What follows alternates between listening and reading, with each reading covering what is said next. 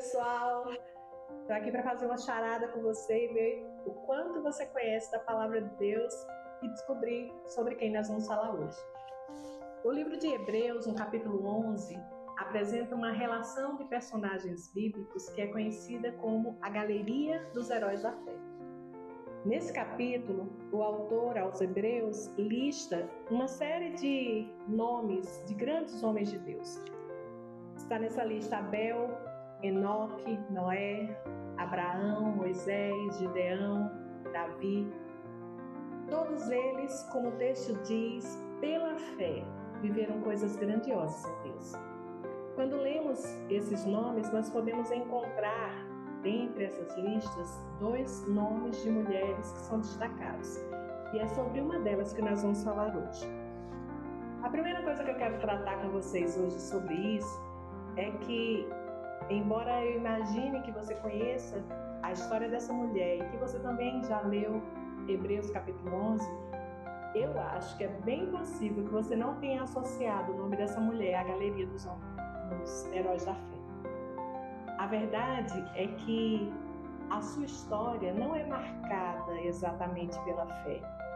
Ao contrário disso, os textos mais conhecidos sobre essa mulher falam da sua incredulidade, da sua dificuldade de acreditar.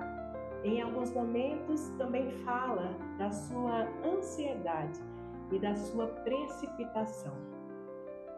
Se a fé não foi um grande destaque no início da sua história, nós podemos ver que outro aspecto da vida dessa mulher foi muito destacado, a sua beleza. Essa mulher foi conhecida por ser muito bonita. Tão bonita que a Bíblia fala que o seu marido tinha medo de ser assassinado por causa de homens que poderiam tomá-la por mulher. E olha que ela já era mais velha do que o pastor Newton quando isso aconteceu. Mas certamente não foi a beleza dessa mulher que fez com que o seu relacionamento fosse um dos mais conhecidos da palavra de Deus. A Bíblia nos diz que, sem dúvida alguma, uma das características que destaca essa mulher como esposa era a sua lealdade para com seu marido. Afinal de contas, não é qualquer mulher que tem a coragem de abandonar a sua casa e seguir o seu esposo para uma vida nômade, sem segurança, sem certezas, sem conforto, sem nem mesmo saber para onde estava indo. E olha que em alguns momentos seu próprio marido a colocou em situações de perigo. E a Bíblia não diz que isso foi razão para que ela o desonrasse ou o desrespeitasse.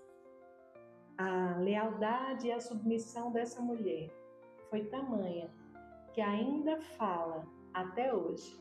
A Bíblia nos diz que muitos anos depois da sua morte, Pedro, no seu primeiro capítulo, na sua primeira carta, destaca essas características dessa mulher.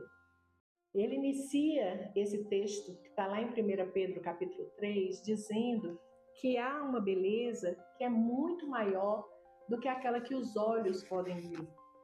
Ele fala dessa mulher e diz que a sua submissão, o seu respeito e a sua lealdade para com o seu marido foi muito preciosa aos olhos de Deus, porque ela possuía um espírito manso e tranquilo.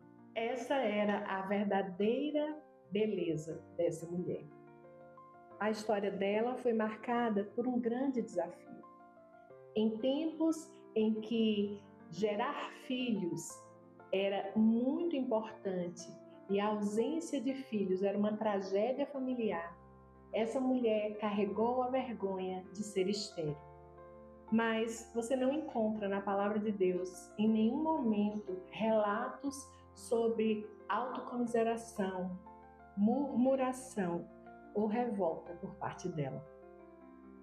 Ela passou por muitas mudanças na sua vida, principalmente de endereço, mas ela também teve o seu nome mudado. A vida dessa heroína da fé passou por muitas mudanças e não foi perfeita. Podemos ver na sua trajetória as suas virtudes destacadas como lealdade, como coragem, como honra, como respeito, mas nós também podemos ver as suas fragilidades. A Bíblia narra momentos de fraqueza, momentos de insegurança, momentos de dúvidas, crises de ciúme, precipitações. Com a vida dela, nós podemos entender que heróis da fé não são pessoas perfeitas, prontas, acabadas. Não são super-heróis, não são pessoas inabaláveis. São homens e mulheres, como eu e você, de carne e osso, com virtudes e com falhas. Nós podemos entender que essas pessoas que se destacam como grandes heróis da fé, apesar de todas essas circunstâncias, têm em comum uma coisa: eles cresceram em fé e, por causa disso, viveram coisas extraordinárias. Eu acredito que você já sabe que nós estamos falando sobre Sara. A história de Sara está narrada no livro de Gênesis, do capítulo 11 ao capítulo 23. Mas nós podemos também ver Sara sendo citada em livros do Novo Testamento, como Gálatas, Romanos, 1 Pedro e Hebreus. A história dela foi uma história cheia de altos e baixos, mas marcada por muito crescimento. Com um riso de incredulidade, ela ouviu a promessa.